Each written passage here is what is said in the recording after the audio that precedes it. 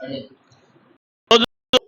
Doctor Ambedkar 133 జయంతిని CPM party కార్యాలయం శ్రామికంలో జరుపుకుంటా ఉన్నాం.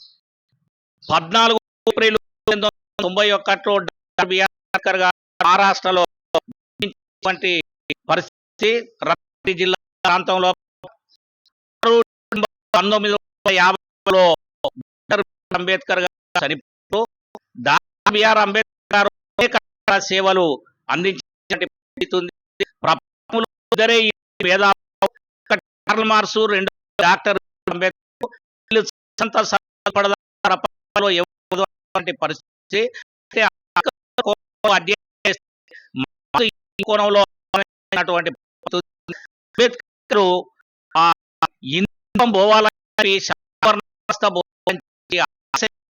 మూల సిద్ధాంతం పక్కన చెప్పి డాక్టర్ అంబేద్కర్ అదేవిధంగా దేశంలో కులాలు పోవాలని చెప్పి, అదేవిధంగా మహిళలందరికీ సమాన హక్కులు, ఆర్థిక సమానత ఉండాలని చెప్పి పోరాటం చేసేటువంటి వ్యక్తి డాక్టర్ గారు. దీనికి కార్మికులు కూడా హక్కులు తగులుతున్నటువంటి అనేక ఇబ్బందులు కష్టాలను ఎదుర్కొన్నటువంటి వ్యక్తి డాక్టర్ బిఆర్ అంబేద్కర్. అదేవిధంగా కార్మికులు ప్రపంచంలో ఎక్కడ ప్రపంచ సమాజం మనిషి ఒక మనిషి తీసుకోవడానికి వీళ్ళు, దోపిడీడానికి వీళ్ళు, అందరూ చేసిన పనికి సమానమైన ఫలితం అని చెప్పి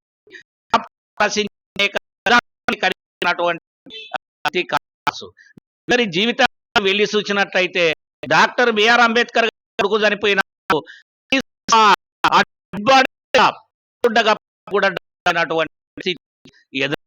అదేవిధంగా చనిపోయిన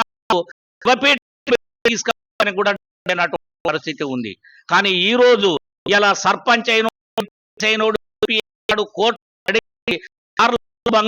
తిరిగే ఈ రోజులో వాళ్ళ త్యాగం ఎంత. అందుకని డాక్టర్ నివాళులర్పించాలంటే ఆర్ఎస్ఎస్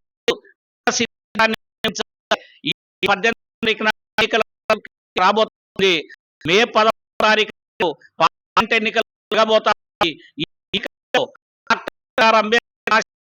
రాజ్యాంగం కాపాడాలంటే ఆర్ఎస్ఎస్ మూల సిద్ధాంతం ఓడిపోవాలి, బీజేపీ ఓడిపోవాలి, అదేవిధంగా వామపక్ష లౌకిక శక్తులు గెలవాలి, కూటమి గెలవాలి.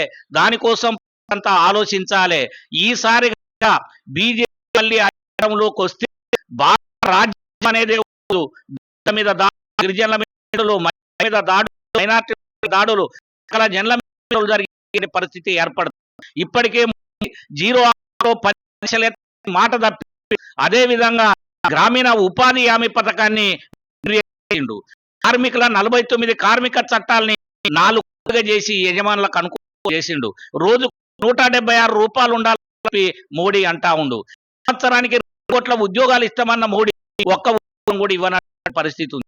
అదేవిధంగా 10 లక్షలు ఇచ్చి ఇల్లు స్థలం అన్ని ఇండ్లు నిర్మిస్తామని చెప్పినటువంటి మోడీ ఒక్కళ్ళకు కూడా అన్నటువంటి పరిస్థితి ఉంది.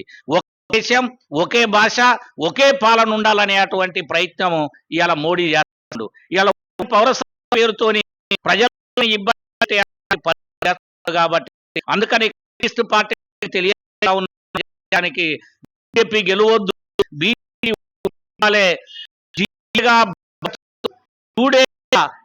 అనేటువంటి పద్ధతులలో ఇలా ఉండాలి. ఇండియా కూటమిని గెలిపించండి, వామపక్ష శక్తుల్ని గెలిపించండి, బీజేపీ ఓడించండి, సిద్ధాంతం ఓడించండి. బిఆర్ అంబేద్కర్ సరైనటువంటి నివాళులు అర్పించేటువంటి వాళ్ళు అయితేమో ఆలోచించి ప్రజలకు విజ్ఞప్తి చేస్తాం.